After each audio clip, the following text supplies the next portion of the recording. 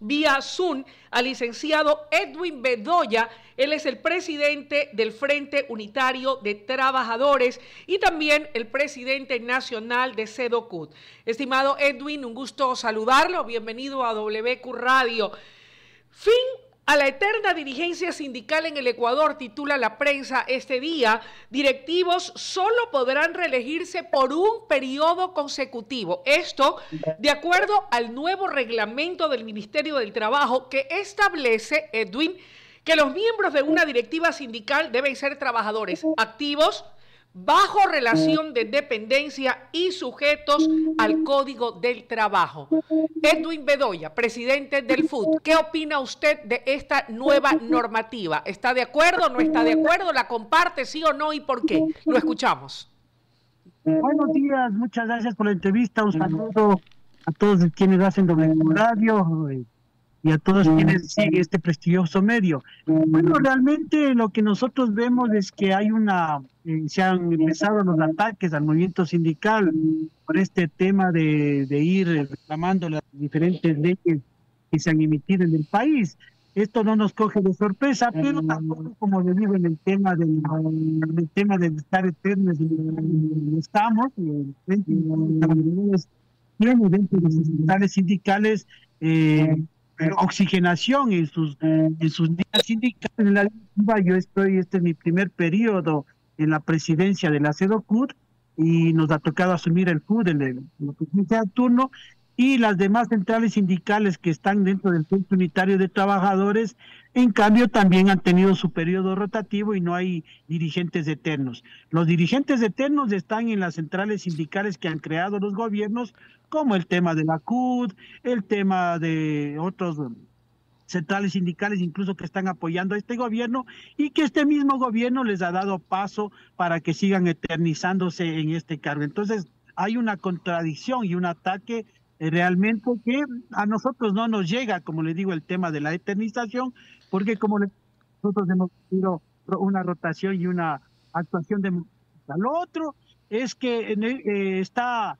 ilegalmente este reglamento, y que lo vamos a demandar con una queja a la OIT, puesto que esto violenta el derecho a la constitución de organizaciones y a la autonomía sindical, como lo determina el convenio 87 de libertad sindical, convenio por el que ha sido en cada momento durante 10 años llamado la atención por parte de la OIT, el gobierno del Ecuador. Incluso este año estuvo en el banquillo de los acusados, y donde la ministra se ratificó ante la OIT que iba a escuchar las recomendaciones del Comité de Expertos de Libertad Sindical, pero sin embargo vemos que no lo está haciendo, sigue violentando la autonomía de las organizaciones sindicales con este decreto que limita y entorpece la creación de organizaciones sindicales, como ya lo ha venido haciendo los anteriores gobiernos.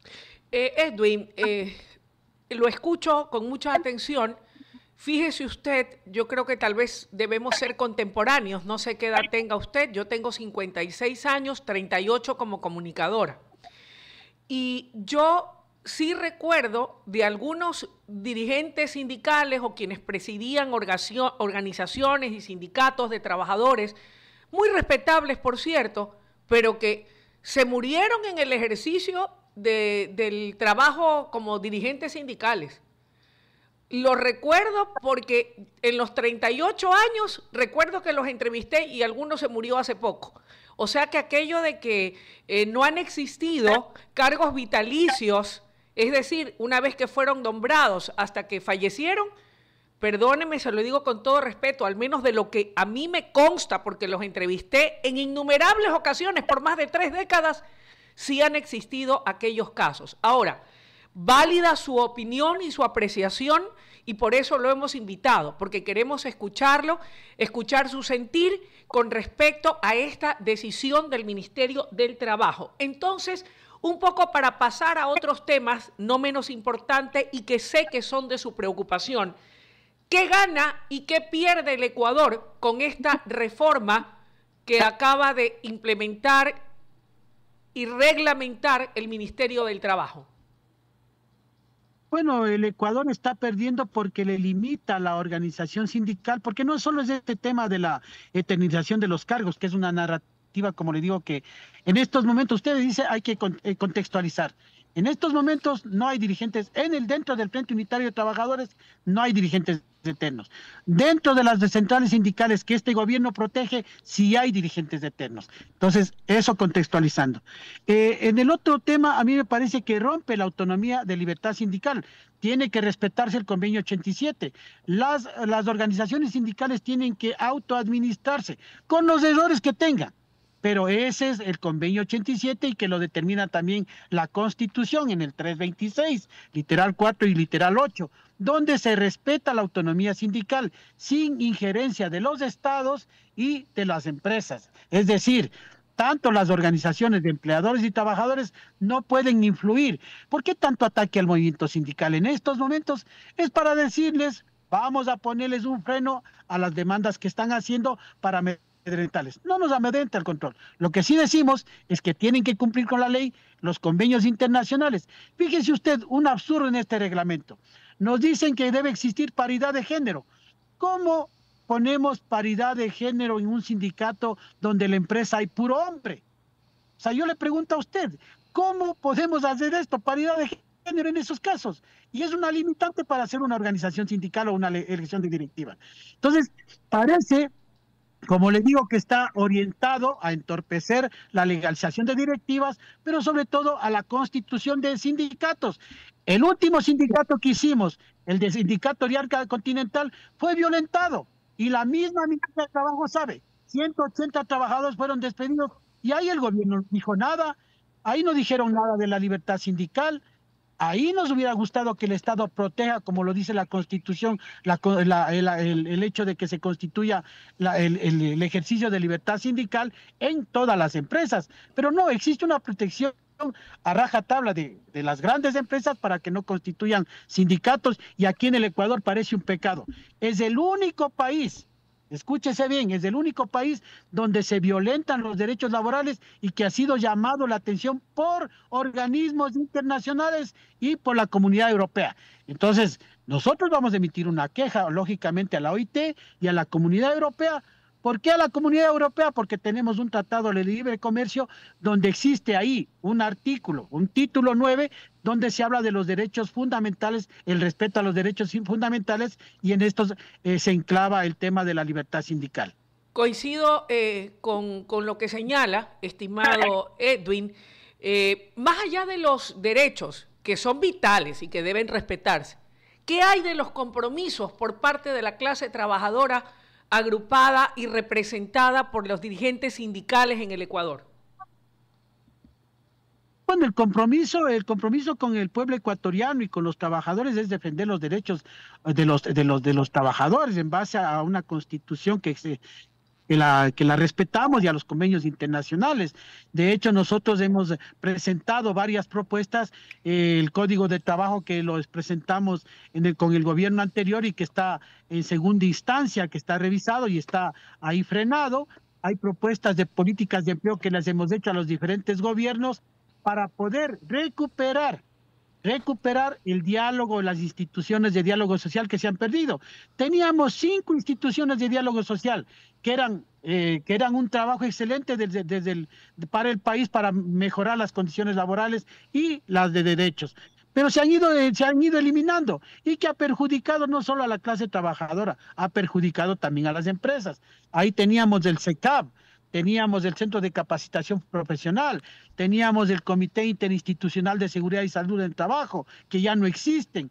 El único organismo que tenemos tripartito que nos queda es el Consejo Nacional del Trabajo, que está mal funcionando, porque nos hemos intentado sentar en mesas técnicas y lo que ha servido más bien unas mesas técnicas sin ningún objetivo, a pesar del ofrecimiento que nos dijeron que nos iban a llamar a las reuniones por Zoom donde se le escucha solamente a la ministra, no hay propuestas objetivas o debate con el sector productivo, es decir, unos interlocutores que no han generado una empatía para el diálogo social y lo que han hecho es rehuir o ponernos de enemigos entre trabajadores y empresarios. Entonces, fíjese usted, el gobierno debería ser un buen interlocutor, pero ninguno de estos gobiernos ha tenido una política de empleo, una política de diálogo social que me parece importante. ¿Desde cuándo vienen ocurriendo eso con los gobernantes, aquello que usted señala? ¿A partir de qué gobierno? ¿En qué gobierno todo fue color de rosas y fue maravilloso y se preocuparon por los sindicatos y los trabajadores? ¿Y a partir de qué gobierno, según su narrativa, simplemente no son escuchados?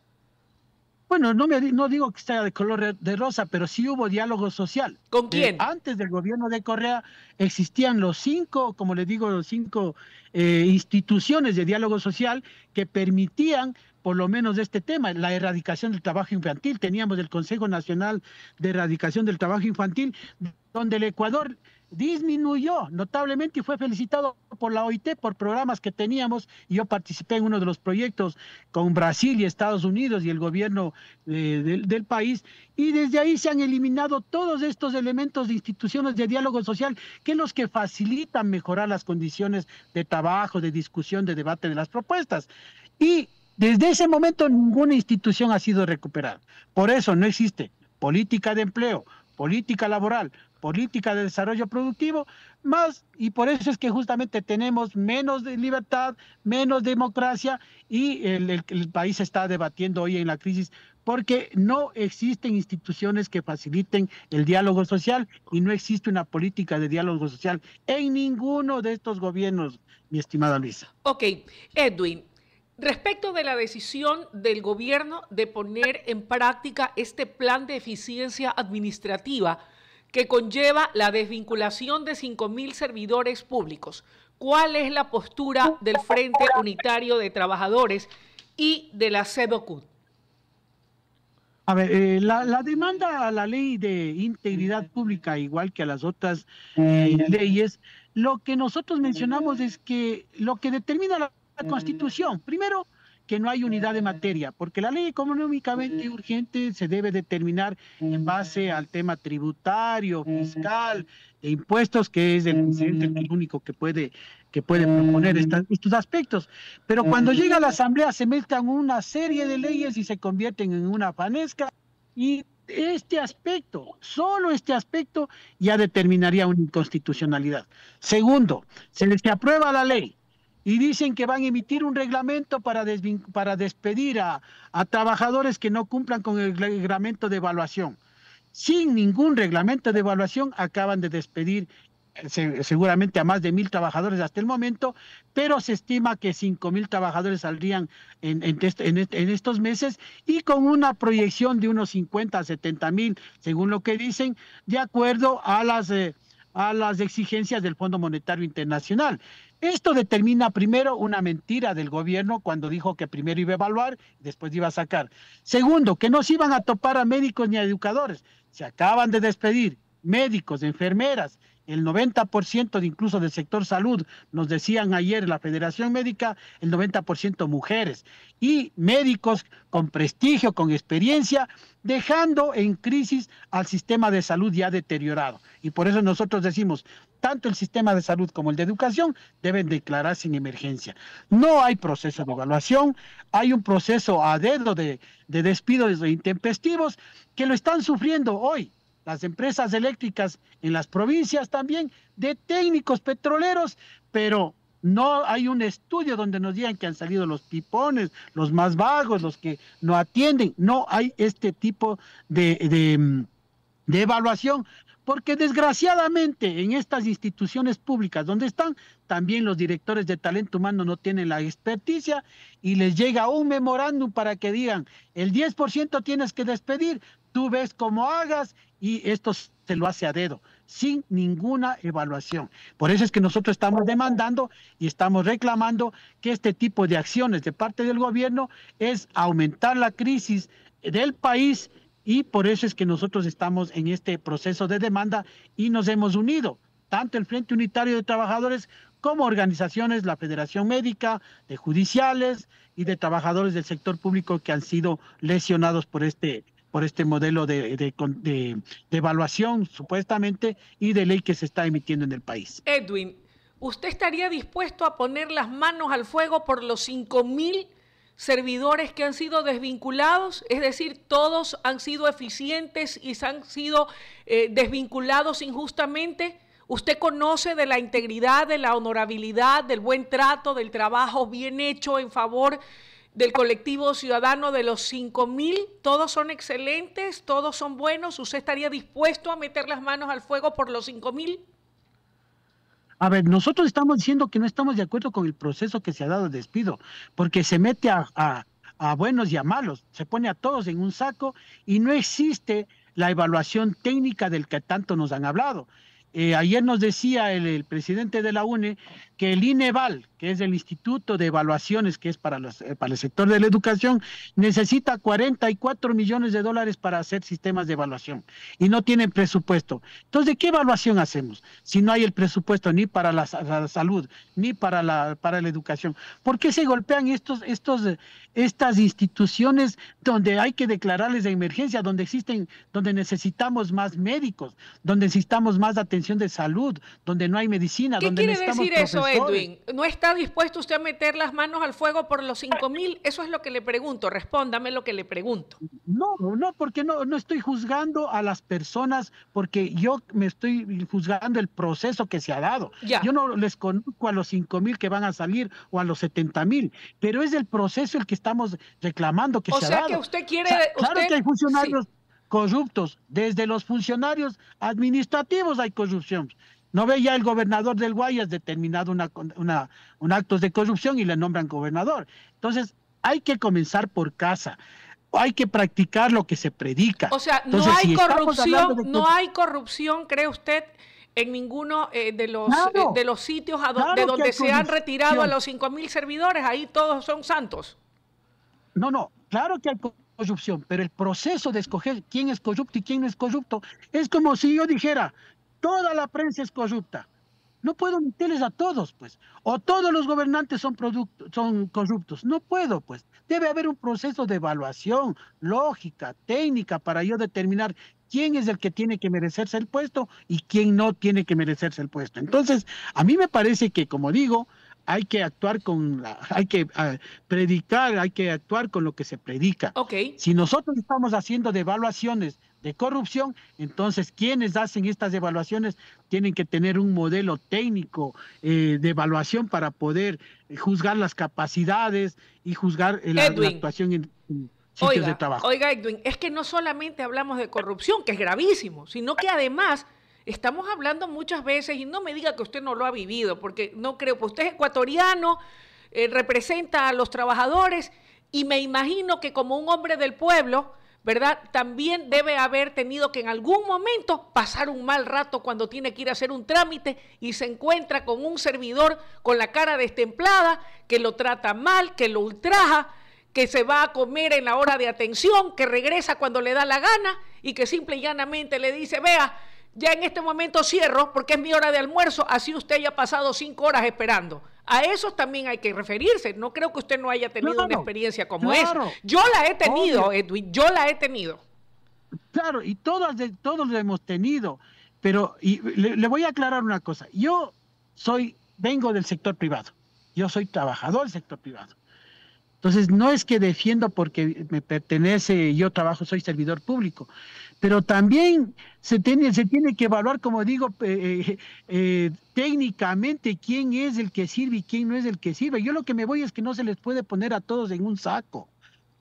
Y la persona que evalúa el proceso de evaluación tiene que ser un proceso correcto para no lesionar los derechos de las personas que son profesionales. Ayer una enfermera que le habían sacado, le habían despedido, es una de las mejores enfermeras premiada por el gobierno de turno, excelentes calificaciones y excelente título, y le sacan. ¿Qué lógica existe ahí, Luisa? Dígame usted. Entonces, este tipo de cosas no puede pasar. Nos quedamos, quizá votamos a los mejores y también capaz que nos quedamos con los peores. Entonces, el proceso de evaluación sí, pero un proceso técnico que permita escoger los funcionarios públicos, pero también dotar de implementos al funcionario público. Yo he visto, y eso sí lo he visto yo, que en las cortes judiciales, sobre todo los trabajadores llevan el papel bond comprado de su salario. En el tema médico, ahí es peor, porque algunos médicos tienen que dar las muestras de medicinas para poder solventarle la medicina a una persona que no tiene dinero. No hay insumos.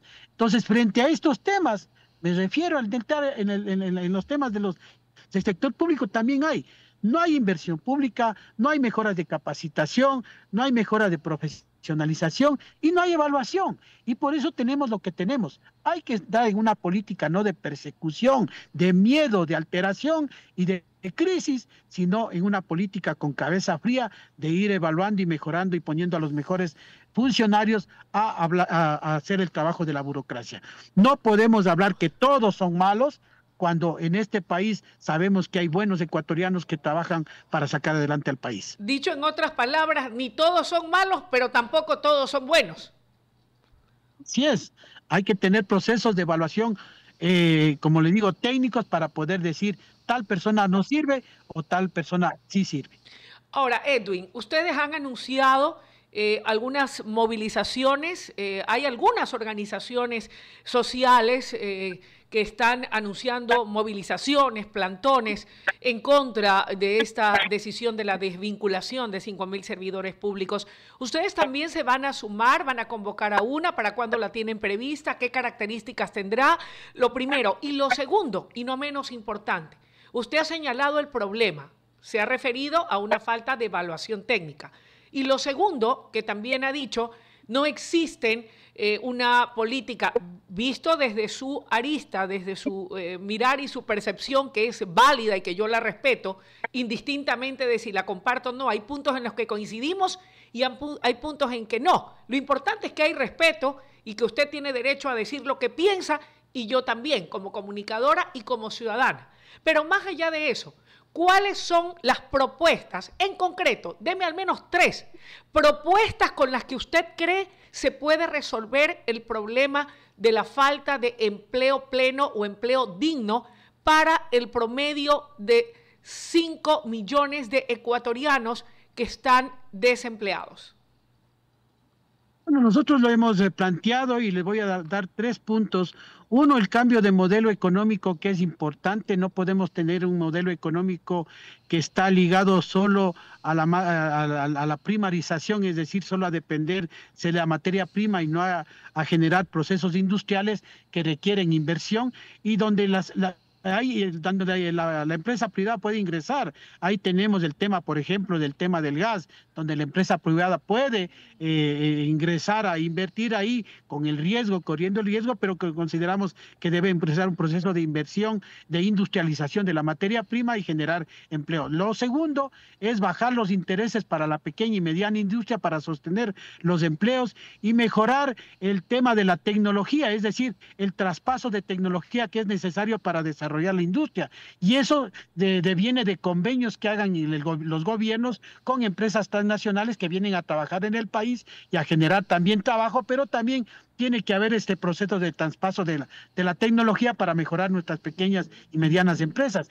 Y el otro aspecto es bajar, como les decía, los intereses no solo de la banca pública, sino de los privados para que se pueda generar emprendimientos que tengan sostenimiento en el tiempo, no solo que dure un emprendimiento con $1,000 de una tiendita, porque esto genera precariedad, no genera empleo digno, como dice la OIT. Entonces, estos son uno de los principales aspectos. Y lo otro, retener los capitales que están saliendo hacia afuera para que salgan a paraísos fiscales. ¿Cómo se lo hace eso? Implementando el impuesto a la salida de divisas para permitir que las empresas inviertan en el país y no saquen estos capitales a paraísos fiscales. Estas son soluciones que se deberían debatir en una mesa de crisis con los sectores involucrados, empresarios, trabajadores y como interlocutor el gobierno. En lo que concierne al tema de algún tipo de acciones más allá de las acciones que han anunciado, por ejemplo, los educadores, que han anunciado otros sectores importantes que, por ejemplo, se oponen a la fusión de ciertos ministerios, como en el caso de la educación, de la cultura. Hay movimientos y organizaciones de mujeres que se oponen también a que el Ministerio de la Mujer sea absorbido por el Ministerio de Gobierno. De parte del Frente Unitario de Trabajadores y de la CEDOCUT, ¿ustedes harán algún tipo de manifestación, de protesta, de marcha, de movilizaciones? ¿Con qué espíritu, con qué razón y hasta dónde están dispuestos a llegar? Bueno, fíjese que no hay una lógica de autonomía en el tema de derechos humanos, pues que el gobierno está poniendo a la Secretaría de Derechos Humanos y de la Mujer a que administre el Ministerio de Gobierno. ¿Usted cree que el Ministerio del Gobierno, el Ministerio del Interior va a dar paso a una demanda de derechos humanos? No, porque tienen otro tipo de competencias y otro tipo de objetivos y división. Entonces debe permanecer la autonomía. De igual manera, la Secretaría de Medio Ambiente, el Ministerio de Medio Ambiente, absorbida por el Ministerio de Energía, no va a tener o va a generarse un conflicto de intereses para dar los permisos ambientales a tal o cual empresa, porque los objetivos son distintos. El uno tiene el objetivo de controlar, de dar las medidas cautelares para que los pueblos puedan reclamar sus derechos si son violentados, y el otro tiene que negociar para que se generen industrias, pero estas industrias tienen que respetar las leyes que están en el país. Cuando existe este tipo de conflictos de intereses, cuando se es juez y parte, no puede fusionarse este tipo. Y lo otro, se termina con la cultura. El Ministerio de Cultura, que tenía un presupuesto propio y que es determinante para un país también, el tema de la cultura y la educación, el desarrollo, y sobre todo en jóvenes, se va a perder. No va a Oiga, haber presupuesto para este Edwin, rápidamente porque tengo que dar paso al siguiente invitado, pero no hay recursos. ¿Cómo achicamos el presupuesto del Estado? ¿De dónde sacamos más recursos para crear políticas públicas que generen empleo? ¿De dónde sacamos más recursos para que haya dinero para la salud, para la educación, para mejorar las circunstancias de los trabajadores ecuatorianos, para crear más empleo productivo? Porque yo soy de la visión de que el Estado no está para crear empleo, sí para generar políticas públicas que apunten al empleo. Pero si hay un Estado tremendamente gigante y desbordado, con funcionarios que usted reconoce que no siempre cumplen a cabalidad con su deber y donde también hay corrupción en todos los niveles, no quiero personalizar con nadie, porque hay en todas las esferas y en todos los estratos y en todas las profesiones, lamentablemente, pero es así. Entonces, ¿de dónde sacamos los recursos? Porque ahí está el detalle. O sea, tal vez, digo yo, no lo sé, esta pudiera ser una medida provisional hasta que el Estado tenga los suficientes recursos o se puedan obtener recursos para cometer en esas políticas de Estado que permitan definitivamente apuntalar mejor a los sectores sociales. Allá iba mi pregunta. ¿Ustedes van a hacer algún tipo de movilización? Eso no me lo ha contestado. Rápidamente le pido, por favor.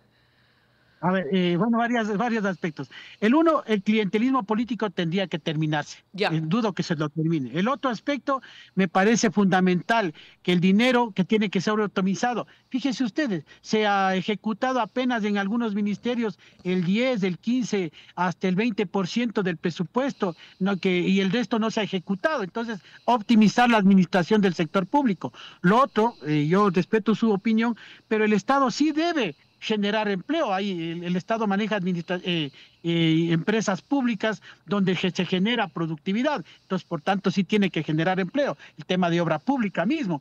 El otro aspecto, nosotros estamos convocando a una movilizaciones en la Corte Constitucional por el tema de las demandas y vamos a una convención nacional de los frentes, tanto del Frente Unitario de Trabajadores como de las organizaciones sociales, de la Federación Médica y de servidores públicos, que lo vamos a hacer el día sábado 16 y trazaremos la hoja de ruta. Va a venir la comisión de la OIT, el director de la área regional, el 18 de agosto y vamos a emitir nuestros reclamos ante la OIT y posiblemente la comisión de expertos de libertad sindical venga en este año, depende de la ministra de Trabajo si pone la fecha, y ahí también va a venir in situ a verificar las violaciones de los derechos de los trabajadores. Entonces es un poco la agenda que nosotros estamos trazando para estas movilizaciones. Gracias, Edwin, por su tiempo, la deferencia que ha tenido, y tendrá aquí siempre una tribuna para, con altura y con el respeto que veo como hombre de bien tiene usted hacia sus interlocutores, más allá de que pueda disentir de lo que otros piensan. Esta es siempre su casa y su voz será siempre escuchada. Muy amable, gracias y buenos días. Muy amable a ustedes, muchas gracias, Tony. Momento de una breve pausa, y cuando volvamos, el análisis político de la coyuntura nacional junto a Juan Manuel Fuertes. Ya